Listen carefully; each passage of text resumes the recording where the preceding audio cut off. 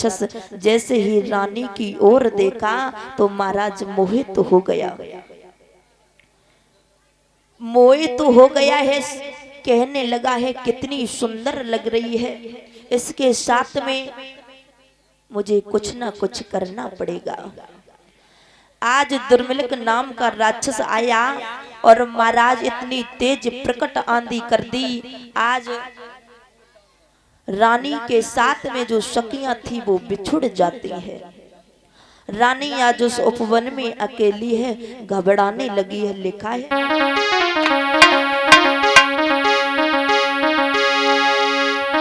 अरे दुर्मिलक राक्षस ने भैया रानी पे नजरिया डाली।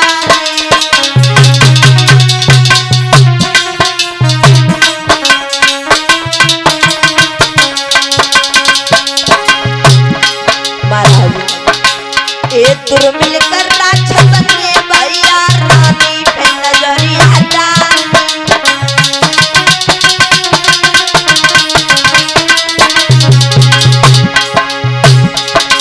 जन देखो सुंदर रूप रे, जन देखो सुंदर रूप रे, तो माया रचनाई डाली।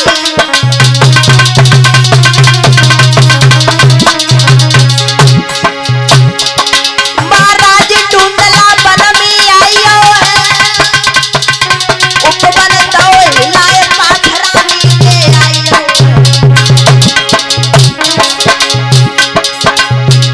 भगतो लखयानी को रूप तार के झंडा छूटो है, भैया लखयानी को रूप तार के झंडा छूटो है।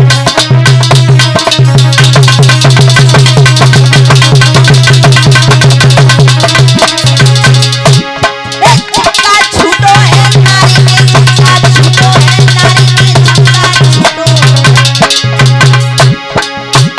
भैया लखयानी को रूप तार के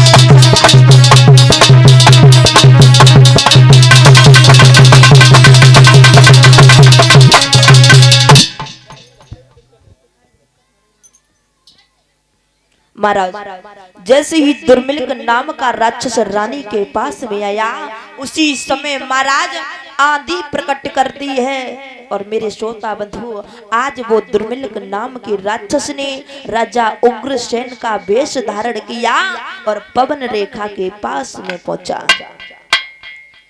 जैसे ही पवन रेखा ने अपने पति का रूप देखा, महाराज मन में विचार करने लगी है, हमें लगता है मेरे पति हमें लेने के लिए आए हैं। उसी समय महाराज पवन रेखा आज वो राक्षस से चिपक जाती है, गले से लग जाती है। उसे नहीं पता है दुष्ट हमारे साथ में क्या करने वाला है।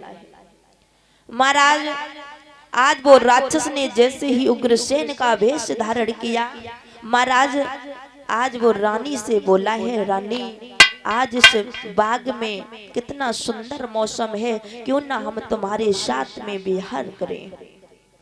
पवन रेखा बोली है, स्वामी मैं तो तुम्हारी पत्नी हूँ, आपका पूरा अधिकार है हम पर। महाराज इतने वचन सुनी तो वो दुष्ट बोला है, रानी देरी मत करो, कोई आ जाएगा। उसी समय आज वो राक्षस ने रानी के साथ में विहार किया है। करने के बाद में जैसे ही वो असली रूप में आया, महाराज पवन रेखा घबराने लगी है, चीखने लगी, चिल्लाने लगी, कहने लगी है, दुष्ट ये तूने क्या किया? मेरा तो प्रतिवित धर्म ही नष्ट कर दिया। अगर मैं पहले जान लेती तो तुझे श्राप देकर भस्म कर देती। अब मैं किसी के लायक भी नहीं रही, मैं अपने पति के सामने कैसे जाऊंगी, कैसे मुंह दिखाऊंगी? तूने तो सब कुछ बेकार कर दिया है। और वो पवन रेखा रो कर के बोली है, सुन दुष्ट, कि अरे तेरो ओए सत्यानाश और अधर्म धर्म बिगाड़ो।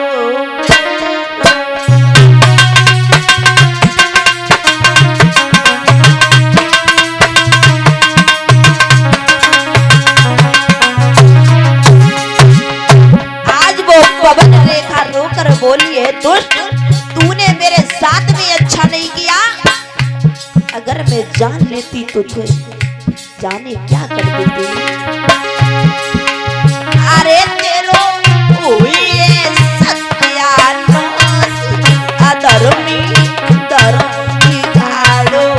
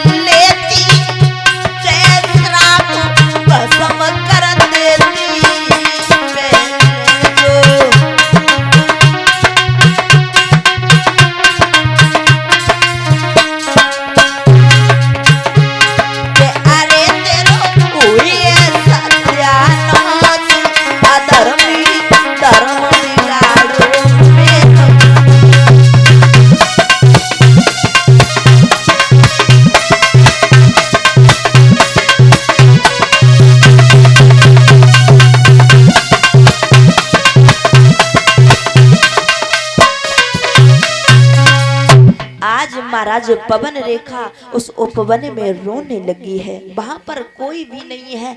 आज वो दुष्ट हंसने लगा है, कहने लगा है कि हे रानी, तुम्हें नहीं पता है तुम्हारी गर्भ से ऐसा बालक पैदा होगा, उसे मारने के लिए स्वयं कन्हैया को आना पड़ेगा।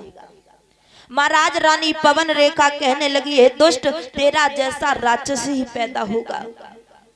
महाराज इतना कह करके वो राक्षस वहां से चला जाता है। आज पवन रेखा उस उपवन में अकेली रो रही है। तब तक सखियां आ जाती है, कहने लगी बहन क्या बात है, रो क्यों रही हो? अरे अभी तुम इतनी सज धज के आई थी और ये श्रृंगार बिगड़ा हुआ क्यों है, क्या बात है? चेहरा पर उदासी। महाराज पवन रेखा आज बात छिपा जाती है, कहने लगी है तुम्हें नहीं पता है, तुम मेरा साथ छोड़ करके चली गई तो इस उपवन में इतने बांदर आए, उन्होंने मेरा श्रृंगार मिटा दिया है। महाराज पवन रेखा ने कुछ भी नहीं बताया और सखियों से बोली है चलो बहन अभी देरी हो